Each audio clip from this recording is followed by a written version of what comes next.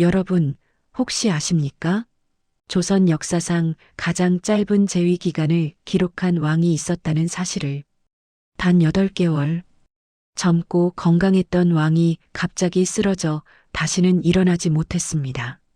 1545년 궁궐안은 이상한 공포에 휩싸였습니다. 어이들도 원인을 밝혀내지 못했고 대신들은 입을 다물었습니다. 하지만 궁녀들 사이에선 끔찍한 소문이 돌았습니다. 대비마마께서 보내신 떡을 드신 후부터 이 소문의 중심에 선 여인 문정왕후. 그녀는 과연 아들을 지키려던 어머니였을까요? 아니면 권력을 위해 의부사들을 독살한 냉혹한 독재자였을까요? 오늘 여러분과 함께 500년 전 그날 밤의 진실을 추적해 보겠습니다. 한 여인이 권력의 정점에 오르기까지 걸어간 피로 얼룩진 길. 그 시작과 끝, 그리고 그녀가 남긴 씁쓸한 교훈을 함께 만나보시겠습니다. 1517년 가을, 파평 윤씨 가문의 규수 한 명이 화려한 가마를 타고 궁궐로 향합니다. 17살 꽃다운 나이의 소녀. 그녀가 바로 훗날 조선을 쥐락펴락하게 될 문정왕후 윤씨입니다. 하지만 그날 궁궐 대문을 들어서던 그 소녀는 알지 못했을 겁니다.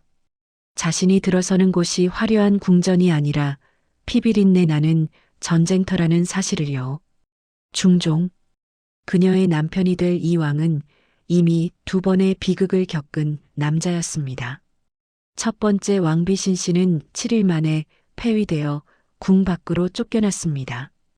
반정 공신들이 외척의 횡포가 심하다며 강제로 패출시킨 것입니다. 왕비의 죄가 아니라 그녀의 아버지 신수군의 권력이 너무 커진 것이 문제였습니다. 두 번째 왕비 장경왕후는 아들을 낳다가 산후병으로 세상을 떠났습니다. 그 아들이 바로 훗날 인종이 됩니다. 그리고 이제 세 번째 왕비로 들어온 17살 윤씨. 문정왕후는 궁궐에 들어서자마자 냉혹한 현실과 마주했습니다. 이미 5살이 된 세자가 있었던 것입니다. 죽은 왕비가 남기고 간 아들. 왕실의 법도는 명확했습니다. 새 왕비는 선왕비의 아들을 친자식처럼 보살펴야 한다.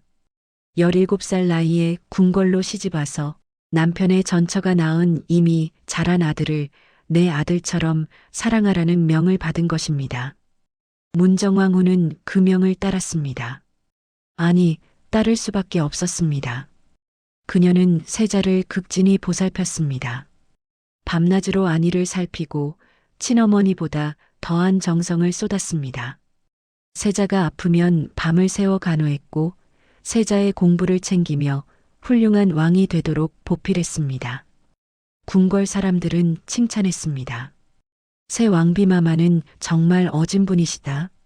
남의 자식을 친자식보다 더 아끼시니. 하지만 그녀의 마음 한구석엔 언제나 서늘한 불안이 도사리고 있었습니다. 밤이 되면 문정왕후는 홀로 깨어 생각했습니다. 만약 내가 아들을 낳지 못한다면 나는 그저 허울뿐인 왕비로 남을 것이다. 세자가 왕이 되면 나는 선왕의 계비일 뿐, 아무런 힘도 없는 존재가 되고 말 것이다. 더 두려운 생각도 밀려왔습니다. 하지만 만약 내가 아들을 낳는다면 이미 성장한 세자가 내 어린 아들을 살려둘까? 역사를 보라. 왕자들 간의 권력 다툼은 언제나 피로 끝났다. 궁궐이라는 거대한 감옥. 그 안에서 밤마다 홀로 깨어 생존을 고민했을 그 어린 왕비의 모습이 눈에 선합니다. 그렇게 1년, 2년, 5년, 10년. 세월이 흘렀습니다. 세자는 점점 자라 성인이 되었고 문정왕후의 배는 여전히 비어 있었습니다. 궁궐 안팎에서는 수군거림이 시작되었습니다. 왕비마마는 아들을 낳지 못하시는 것 아닌가? 문정왕후는 절박했습니다. 전국의 유명한 사찰을 찾아다니며 기도했고 온갖 민간요법을 시도했습니다. 하지만 하늘은 침묵했습니다. 그렇게 17년이라는 긴 세월이 흘렀습니다. 그리고 드디어 1534년 문정왕 후에게 기적처럼 아들이 태어납니다. 훗날 명종이 될 경원대군입니다. 34살의 나이에 처음 낳은 아들, 17년을 기다린 끝에 얻은 생명, 갓 태어난 핏덩이를 품에 안은 순간 문정왕 후의 눈빛이 완전히 달라졌습니다. 품 안에서 꼼지락거리는 작고 따뜻한 생명. 이 아이를 지키기 위해서라면 못할 일이 없다는 그런 눈빛이었습니다. 그 순간 그녀는 깨달았습니다. 하늘 아래 두 개의 태양은 있을 수 없다는 사실을. 내 아들이 살기 위해서는 어제까지 정성껏 보살폈던 세자를 이제는 경계하고 막아야 한다는 비정한 진실을 말입니다. 세자는 이미 24살, 10년 후면 왕이 될 사람입니다. 그리고 내 아들은 이제 갓 태어난 아기. 문정왕 후의 가슴속에서 인자한 어머니의 가면이 깨지고 냉혹한 정치가의 본능이 눈을 뜨는 순간이었습니다. 그날 밤 문정왕 후는 갓난아기를 품에 안고 조용히 속삭였을 것입니다. 너를 지키기 위해서라면 어미는 무엇이든 하겠다. 경원대군이 태어난 후 궁궐의 공기가 미묘하게 변하기 시작했습니다. 세자는 이미 성인이 되어 혼인까지 마친 상태였습니다. 왕위 계승은 당연히 세자의 몫이었습니다. 하지만 문정왕 후에게 아들이 생기면서 조정은 보이지 않는 긴장감에 휩싸였습니다. 신하들은 두 패로 나뉘기 시작했습니다. 한쪽은 세자를 지지하는 대신들.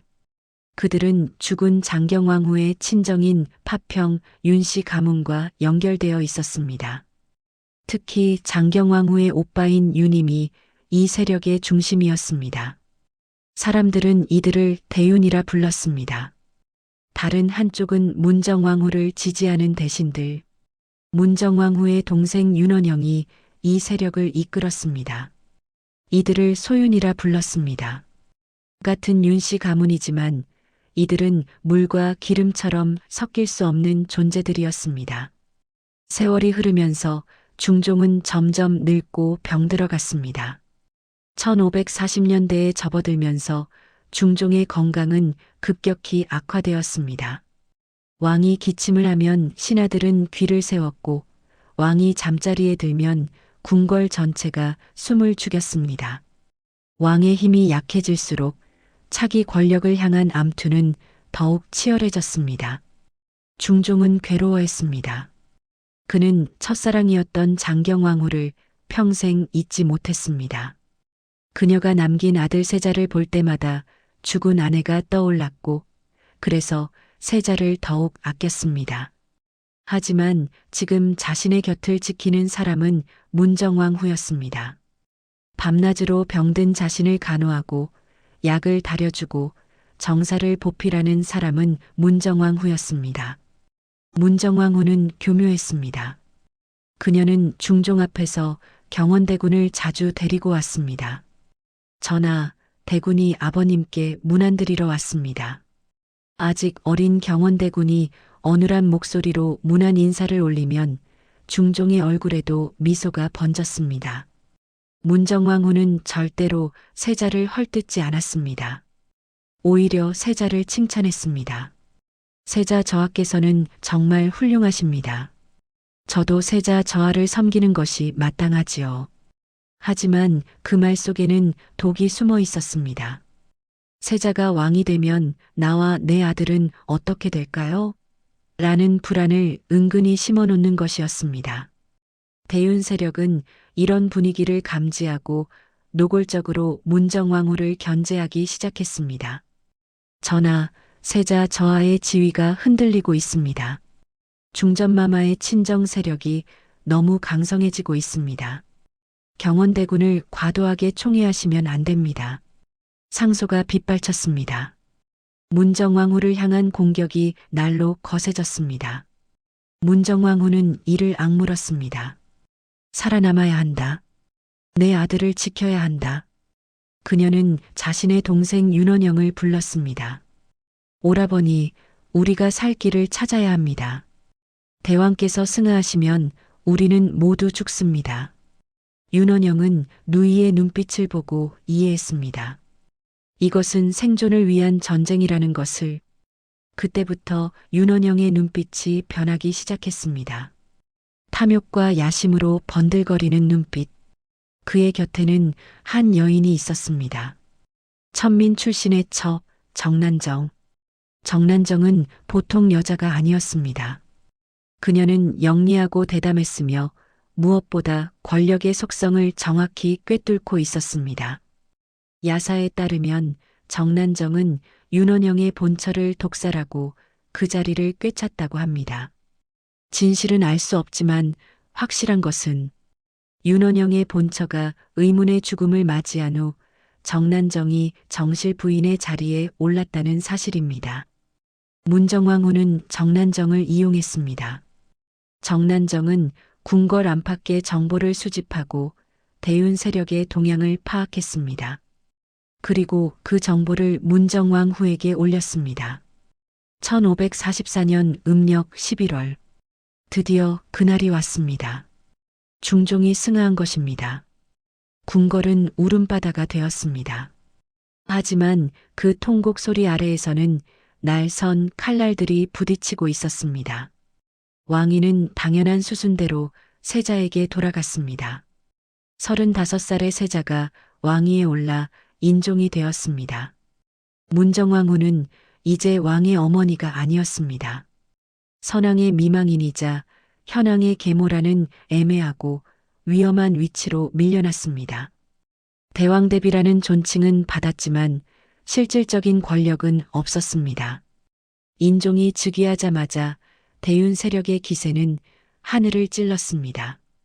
윤임을 비롯한 대윤 인사들이 조정의 요직을 독차지했습니다.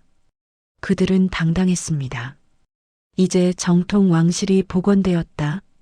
반면 문정왕후와 소윤 세력은 숨을 죽여야만 했습니다. 경원대군은 이제 10살. 왕이 된 이복형 밑에서 그저 한낱 종친으로 살아가야 할 운명이었습니다. 문정왕후는 데뷔전에 틀어박혀 밤마다 불공을 들였습니다. 하지만 그녀의 눈빛은 여전히 살아있었습니다.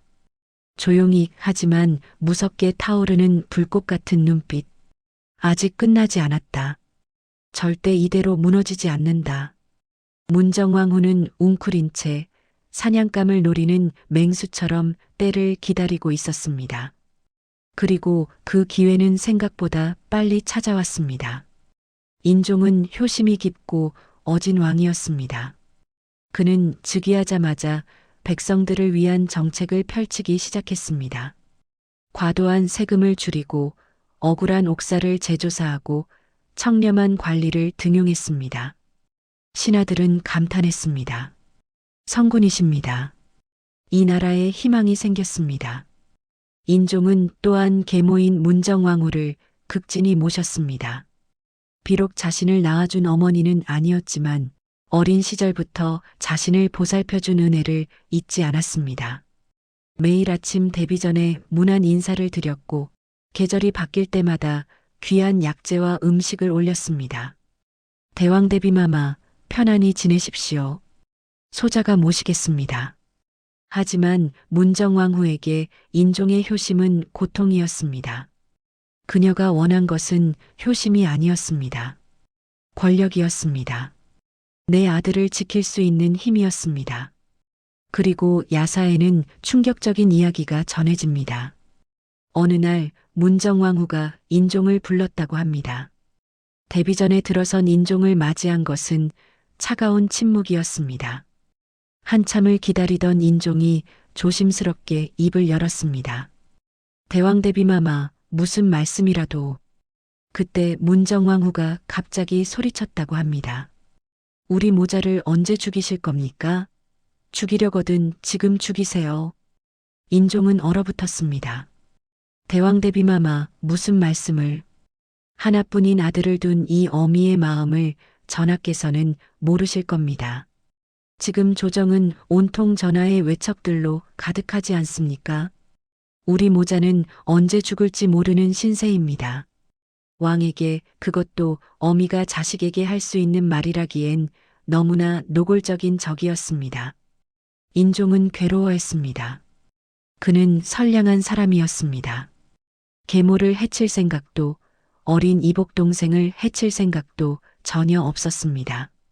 오히려 그들을 보호하고 싶었습니다. 하지만 외척들은 달랐습니다. 윤임을 비롯한 대윤 세력은 노골적으로 소윤을 압박했습니다. 윤원영 일파를 조정해서 몰아내야 합니다.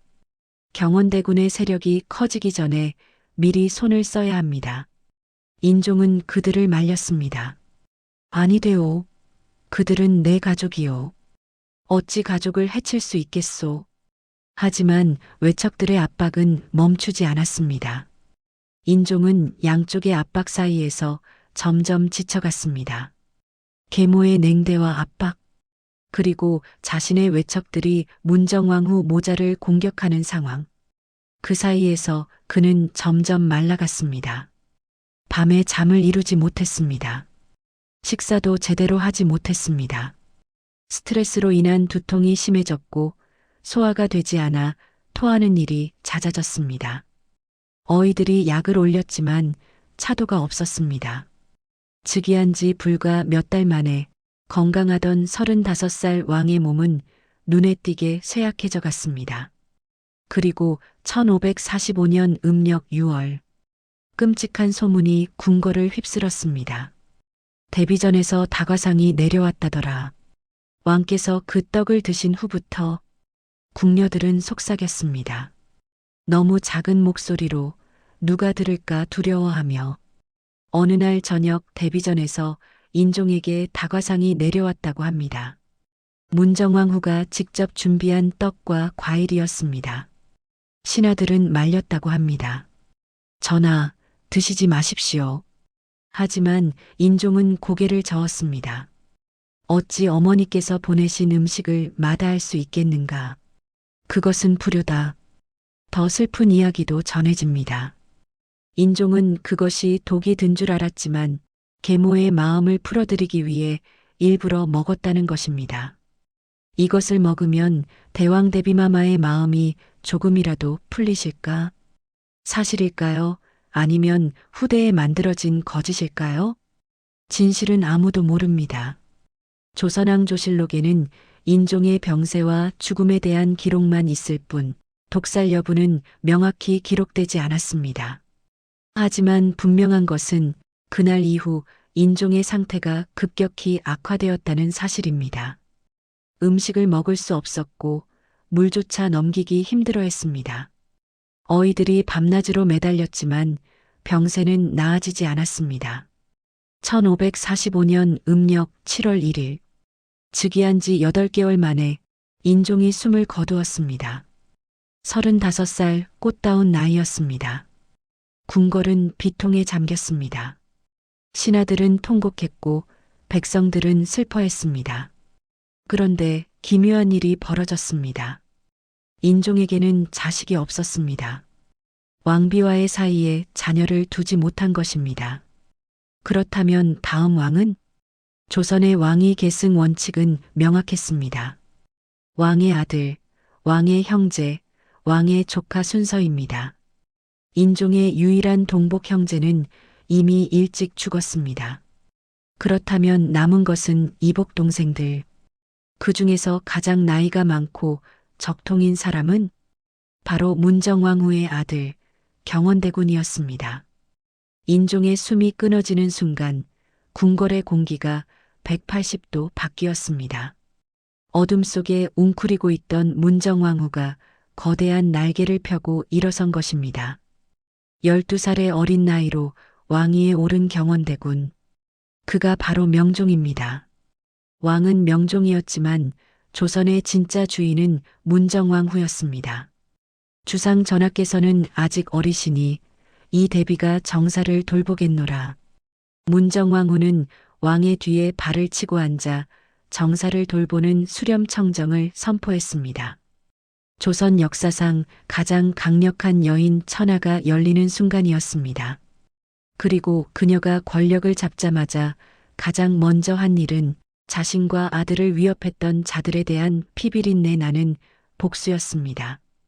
이제 그녀를 막을 사람은 아무도 없었습니다. 1545년 음력 7월 인종의 국상이 채 끝나기도 전 궁궐에는 섬뜩한 기운이 감돌기 시작했습니다. 명종이 즉위하고 문정왕후가 수렴청정을 시작하자 대윤 세력은 불안해했습니다. 그들은 지난 8개월 동안 권력을 누렸지만 이제 그 권력이 송두리째 흔들리고 있었습니다. 유님을 비롯한 대윤의 신하들이 모여 은밀히 대책을 논의했습니다. 그들은 절박했습니다. 살기 위해서라도 먼저 움직여야 했습니다. 하지만 문정왕후와 윤원영은 더 빨랐습니다. 그들은 이미 오래전부터 준비하고 있었습니다. 정난정이 모아온 정보들, 대윤 세력의 사소한 말 한마디, 불평 한마디가 모두 기록되어 있었습니다. 윤원영이 문정왕후 앞에 무릎 꿇고 아뢰었습니다. 마마, 역적들이 모반을 꾀하고 있습니다. 문정왕후의 눈빛이 차갑게 빛났습니다. 1545년 음력 윤유월, 을사년의 여름, 사건의 도화선이 된 것은 양재역 벽서 사건이었습니다. 양재역은 한양에서 남쪽으로 가는 길목에 있는 역참이었습니다. 어느 날 그곳 벽에 글이 붙어 있는 것이 발견되었습니다. 여자 주인과 어린 주인이 나라를 망치고 있다. 여자 주인은 문정왕후를, 어린 주인은 명종을 가리키는 말이었습니다. 게다가 그 글은 더 끔찍한 내용을 담고 있었습니다. 주상께는 덕이 없고 간신들이 득세하고 있다. 이것은 명백한 역모였습니다. 왕을 비방하는 것은 곧 반역이었기 때문입니다. 윤원영은 이 사건을 최대한 활용했습니다. 그는 이 벽서를 쓴 사람이 대윤 세력과 연결되어 있다고 주장했습니다. 이것은 단순한 벽서가 아니라 역모를 계획하는 자들의 신호입니다. 증거는 사실상 없었습니다. 하지만 권력을 쥔 자에게 증거는 중요하지 않았습니다. 의심만으로도 충분했습니다. 대숙청이 시작되었습니다. 먼저 유님이 체포되었습니다. 인종의 외삼촌이자 대윤의 수장이었던 그는 혹독한 고문을 받았습니다. 신은 결코 역모를 꾀한 적이 없습니다. 하지만 고문은 멈추지 않았습니다. 곤장이 살을 찢고 물고문이 숨통을 조였습니다. 결국 유님은 거짓 자백을 했습니다. 더 이상 고통을 견딜 수 없었던 것입니다. 그 자백을 근거로 대윤 세력이 줄줄이 체포되었습니다. 고문실에서는 비명소리가 끊이지 않았습니다. 살려주십시오. 신은 결백합니다. 가족들만은 살려주십시오. 하지만 윤원영은 자비를 베풀지 않았습니다. 그는 누이인 문정왕후의 권력을 등에 업고 무소불위의 칼을 휘둘렀습니다. 유님을 비롯한 주요 인물들은 모두 사형을 당했습니다. 그것으로 끝이 아니었습니다. 삼족을 멸한다는 원칙에 따라 역적의 가족들도 처벌받았습니다. 아들들은 노비가 되었고 딸들은 광기로 끌려갔으며 재산은 모두 몰수되었습니다. 조선왕 조실록에 기록된 을사사화의 희생자는 수십 명. 하지만 연자제로 인해 처벌받거나 고통받은 사람들까지 합치면 수백 명이 넘었습니다. 한강에는 시신들이 떠내려갔습니다. 백성들은 두려움에 떨며 고개를 숙였습니다. 대비마마를 거역하면 저렇게 된다. 문정왕후는 이 학살을 보며 무슨 생각을 했을까요? 그녀에게 이것은 잔인한 사륙이 아니었을 것입니다. 내 아들의 왕권을 위협하는 가시덤불을 제거하는 정원 각국이었을 것입니다. 밤마다 그녀는 불공을 들이며 기도했다고 합니다. 부처님, 제 아들을 지켜주소서. 제가 지은 죄업은 제가 지옥에 가서 갚겠습니다. 하오니 제 아들만은. 이 시기 또 하나의 악녀 정난정의 활약도 대단했습니다. 천민 출신 첩이었던 그녀는 이미 윤원영의 정실이 되어 있었습니다. 윤원영의 본처가 의문의 죽음을 맞이한 후 그녀가 그 자리를 차지한 것입니다. 정난정은 단순히 권력자의 아내로 만족하지 않았습니다. 그녀는 직접 권력의 중심에 섰습니다. 문정왕후의 최측근이 되어 궁궐 안팎의 정보를 수집했습니다. 누가 문정왕후를 비방했는지, 누가 명종에게 불만이 있는지 모든 것을 귀신같이 알아냈습니다. 그녀가 작성한 살생부에 이름이 오르면 그것은 곧 죽음을 의미했습니다. 정난정은 또한 뇌물의 창구였습니다. 관직을 얻고 싶은 사람, 죄를 면하고 싶은 사람 모두 그녀에게 뇌물을 바쳤습니다. 그녀의 집 앞에는 뇌물을 바치려는 줄이 끝없이 이어졌습니다. 비단과 금은 보화가 산더미처럼 쌓였습니다. 정난정의 재산이 왕실보다 많다더라. 백성들은 그렇게 수군거렸습니다. 문정왕후, 윤원영, 정난정. 이 세 사람의 결탁은 조선을 공포로 몰아넣었습니다. 누구도 감히 그들에게 반기를 들 수 없었습니다. 반기를 든 사람은 역적이 되어 죽음을 맞이했기 때문입니다. 윤원영이 문정왕후 앞에 무릎 꿇고 아뢰었을 것입니다. 마마, 이제 조정의 마마의 뜻을 거스르는 자는 단 한 명도 남아있지 않습니다. 조선은 이제 온전히 마마와 주상 전하의 것입니다.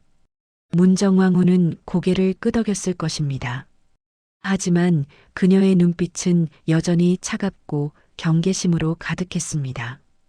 권력이란 한순간도 방심할 수 없는 것이기 때문입니다.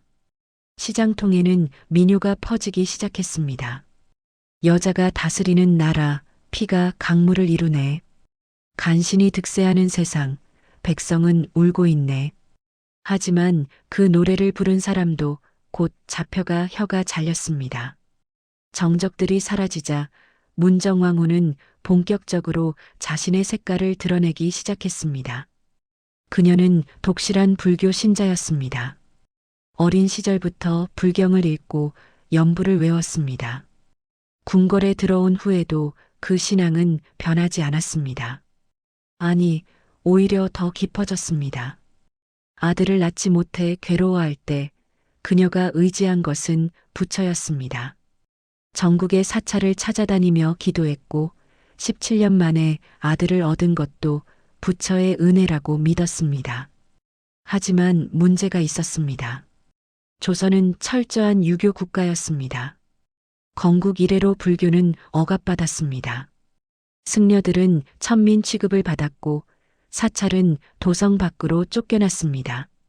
왕실이 대놓고 불교를 숭배하는 것은 금기 중의 금기였습니다. 하지만 문정왕후에게 금기란 깨라고 있는 것이었습니다. 이제 그녀를 막을 사람은 아무도 없었습니다. 대윤 세력은 모두 제거되었고 조정은 그녀의 손아귀에 있었습니다. 1550년 문정왕후는 한 승려를 궁으로 불러들였습니다. 그의 이름은 보우. 나이는 35. 젊고 총명한 승려였습니다. 보우는 일반적인 스님이 아니었습니다. 그는 어려서부터 총명했고 불경에 대한 해박한 지식을 갖추고 있었습니다. 게다가 말재주가 뛰어나 사람의 마음을 사로잡는 능력이 있었습니다. 문정왕후는 보우를 만난 순간 확신했습니다. 이 사람이다.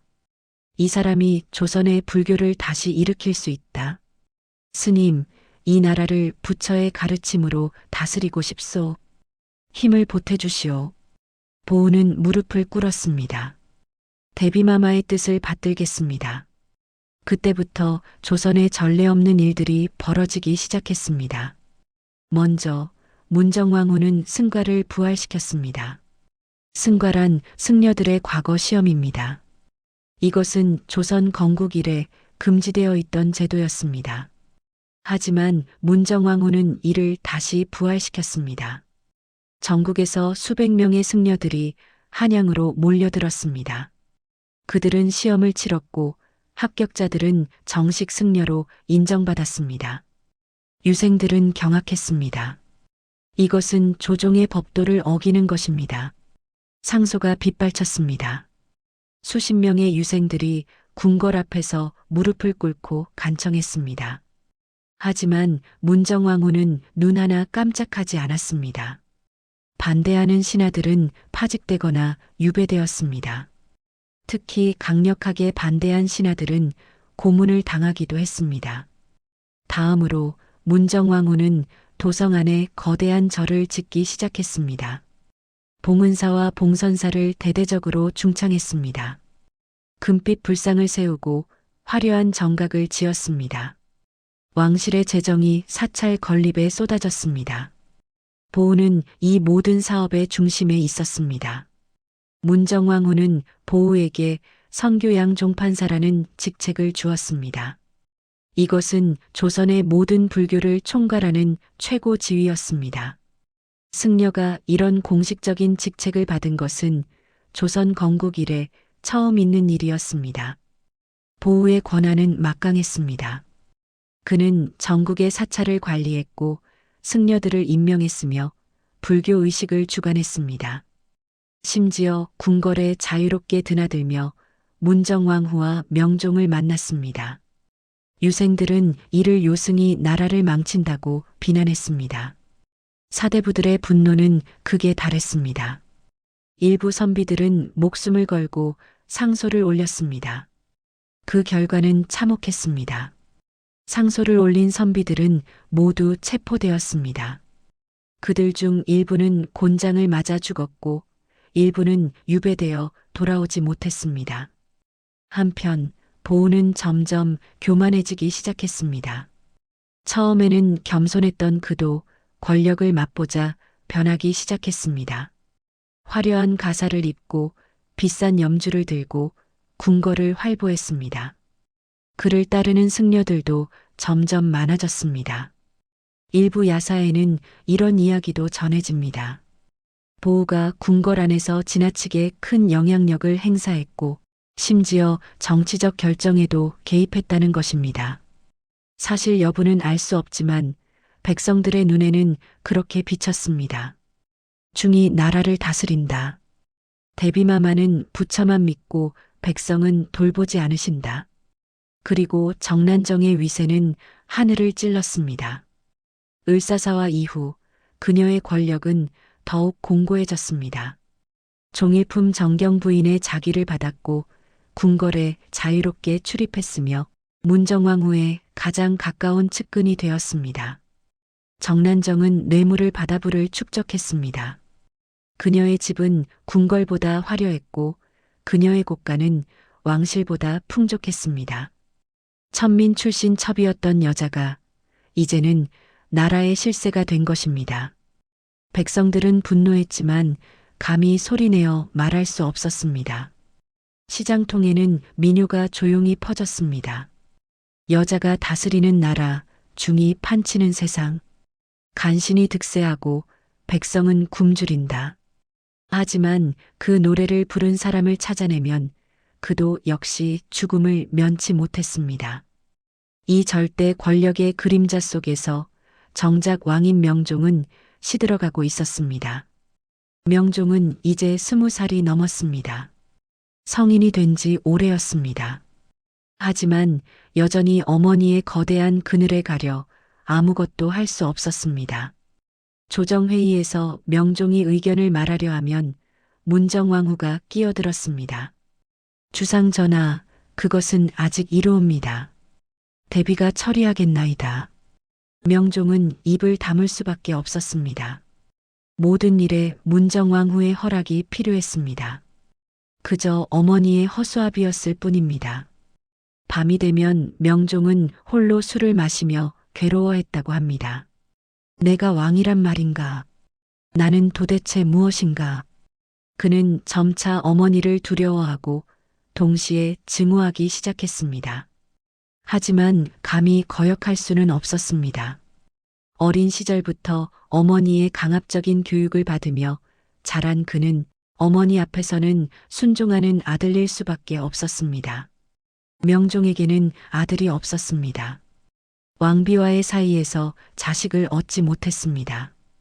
이것은 문정왕후를 더욱 불안하게 만들었습니다. 내 아들의 대를 이을 손자가 없다니 권력은 영원할 것 같았습니다. 문정왕후의 치세는 20년을 넘어섰습니다.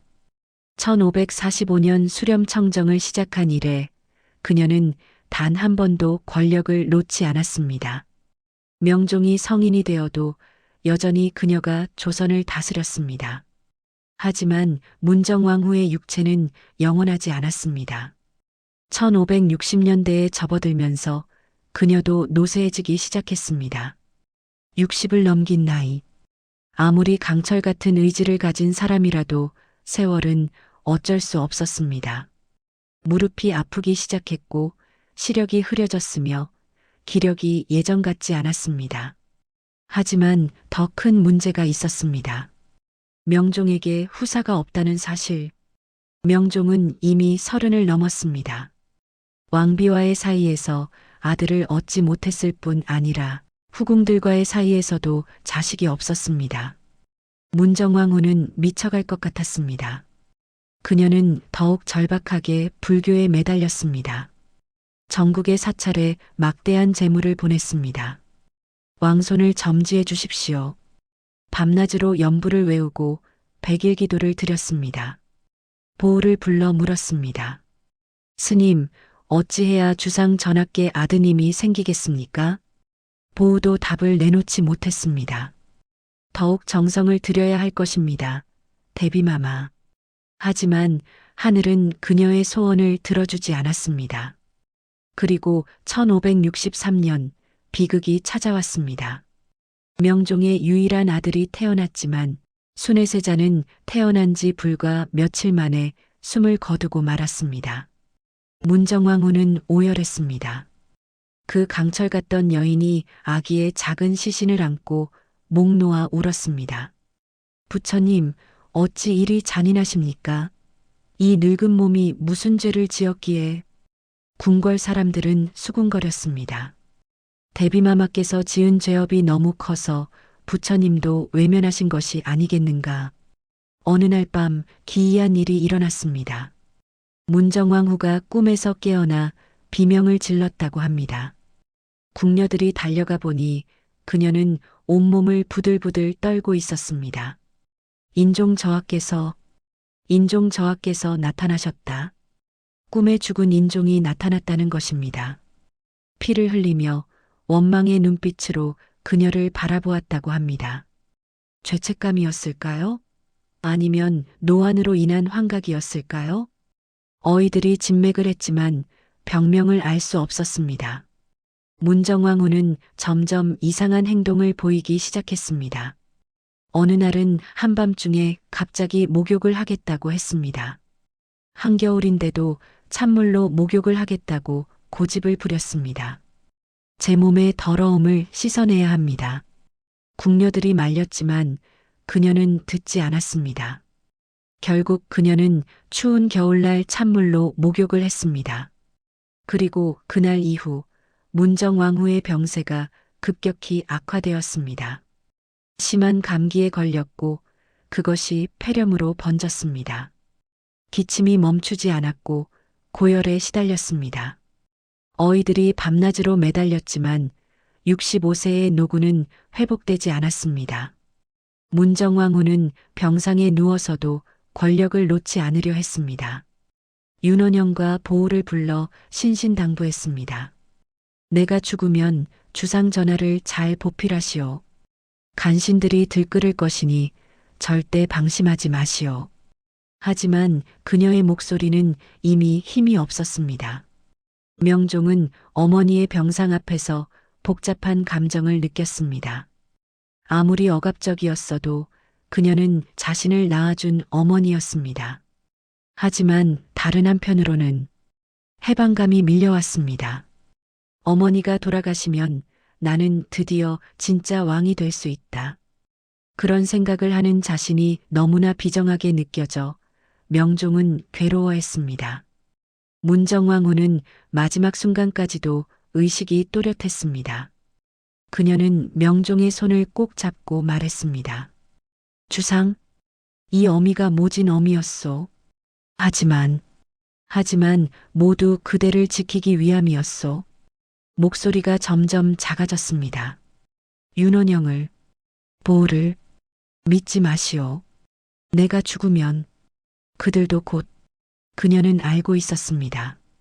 자신이 죽는 순간 자신이 쌓아 올린 모든 것이 무너질 거라는 사실을. 주상, 살아남으시오. 어떻게든 살아남으시오. 1565년 음력 4월 6일 문정왕 후가 마침내 숨을 거두었습니다. 그녀의 나이 65. 조선을 쥐락펴락했던 여걸의 퇴장은 생각보다 쓸쓸했습니다. 명종은 어머니의 시신 앞에서 곡을 했습니다. 눈물이 흘렀습니다. 하지만 그 눈물이 슬픔 때문인지 죄책감 때문인지 아니면 해방감 때문인지 명종 자신도 알 수 없었습니다. 궁궐은 국상에 잠겼습니다. 하지만 그 슬픔 속에서 어떤 이들은 안도의 한숨을 쉬었습니다. 드디어 끝났다. 문정왕 후의 시대가 끝났다. 그리고 그녀의 심장이 멈추는 순간 그녀가 쌓아 올린 거대한 모래성은 무너질 준비를 마쳤습니다. 그녀가 죽기만을 기다려온 수많은 칼날들이 이제 윤원영과 보호를 향해 겨누어졌습니다. 20년 동안 억눌렸던 분노가 이제 폭발하려 하고 있었습니다. 문정왕 후의 장례식이 끝나기도 전에 조정에서는 탄핵 상소가 빗발치기 시작했습니다. 명종은 더 이상 어머니의 그늘에 가려있지 않았습니다. 이제 그가 결정해야 했습니다. 평생을 어머니의 뜻에 따라 살았던 왕. 하지만 이제 그는 자신의 의지로 나라를 다스려야 했습니다. 명종은 깊은 한숨을 쉬었습니다. 그리고 조용히 명을 내렸습니다. 윤원영을 파직하라. 보호를 제주도로 귀양 보내라. 거대한 권력의 탑이 무너지기 시작했습니다. 그것도 놀라울 만큼 빠른 속도로. 문정왕 후의 죽음은 곧바로 그녀 시대의 종말을 의미했습니다. 절대 권력을 휘두르던 윤원영과 정난정은 즉시 탄핵당했습니다. 요승보호는 제주도로 유배되었습니다. 20년 권력이 무너지는 데는 채 몇 달이 걸리지 않았습니다. 그리고 가장 큰 역사의 아이러니가 찾아옵니다. 문정왕 후가 그토록 지키려 했던 아들 명종. 그는 어머니가 죽은 지 불과 2년 만에 세상을 떠납니다. 34, 아직 젊은 나이였습니다. 그리고 명종에게는 후사가 없었습니다. 그렇다면 다음 왕은 누가 되었을까요? 놀랍게도 문정왕 후가 을사사화 때 그토록 경계하고 제거하려 했던 덕흥대원군의 아들이 왕위에 오릅니다. 하성군, 그가 바로 조선의 14대 왕 선조입니다. 문정왕 후가 평생을 바쳐 막으려 했던 바로 그 가문이 결국 조선의 왕통을 이어가게 된 것입니다. 문정왕 후의 삶은 치열한 전쟁이었습니다. 그녀는 아들을 지키기 위해 악녀가 되기를 자처했고 살아남기 위해 타인을 짓밟았습니다. 수많은 사람들이 그녀의 권력욕 때문에 목숨을 잃었습니다. 하지만 그 결과는 무엇이었습니까? 그녀가 죽자마자 그녀의 세력은 멸문지화를 당했습니다. 그녀가 그토록 지키려던 아들은 요절했습니다. 그녀가 막으려던 자들의 세상이 왔습니다. 오늘 우리는 문정왕 후의 삶을 통해 권력의 허망함과 역사의 준엄한 심판을 목격했습니다. 당신이 지금 손에 쥐고 있는 혹은 얻고자 하는 무언가를 위해 당신은 무엇을 희생하고 있습니까? 그리고 그 끝에 남는 것은 과연 무엇일까요? 문정왕 후는 모든 것을 걸고 권력을 쥐었지만 죽는 순간 그 모든 것이 물거품이 되었습니다. 그녀가 지킨 줄 알았던 아들도, 그녀가 쌓은 줄 알았던 왕조도 결국 그녀의 뜻대로 이어지지 않았습니다. 조선의 붉은 치마, 문정왕 후가 남긴 씁쓸한 교훈은 500년이 지난 지금도 우리에게 묵직한 질문을 던지고 있습니다. 권력은 영원하지 않습니다. 하지만 그 권력을 얻기 위해 저지른 죄는 영원히 역사에 기록됩니다.